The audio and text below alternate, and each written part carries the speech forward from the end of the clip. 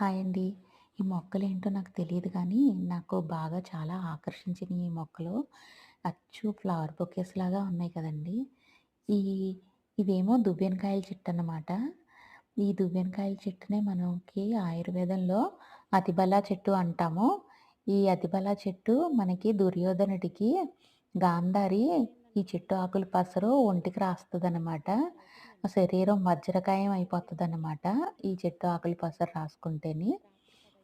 అంతే కాకుండా మనకి కొవ్వు గడ్డలని వస్తాయి కదండీ! ఆ కొవ్వు గడ్డలు ఈ చెట్టు ఆకుపసరు ఒక 5 రోజులు రాసుకుంటే చాలండి. కట్టుకుంటే మొత్తం కొవ్వు గడ్డలు కరిగిపోతాయి. ఇందాక నేను అందంగా ఉన్నాయి మొక్కలన్నాను కదా! ఇవి పెద్ద చెట్లనమాట. ఇగో ఇవన్నీ కూడా దువ్వెనకాయల చెట్లే అండి. ఇవన్నీ కూడా ఇగో ఇవి ఎంత అందంగా ఉన్నాయో. ఇదిగోండి ఫ్లవర్ బొకేస్‌లాగా ఉన్నాయి ఈ మొక్కలు ఏం మొక్కలో గానీ. ఎవరికైనా తెలిస్తే ఈ మొక్కలేంటో కొంచెం కామెంట్ చేయండి. ఇవేమో టచ్ మీ నాట్ మొక్కలు. ఇప్పుడు టైము 8:30 అయిపోయింది కదండీ! అందుకని ఆకులు ముడుచుకుపోయినియి. అదిగో ఇక్కడ తెరిచి ఇదిగోండి ఎంత బాగున్నాయో కదండీ ఇవి.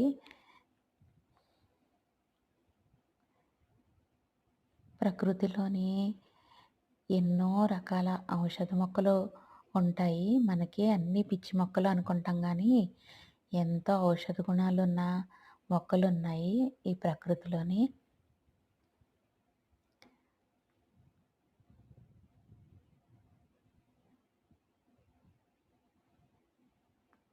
మార్చి నుంచి పగటి కాలం పెరిగిపోతదనమాట ఫ్లోరిడాలోని.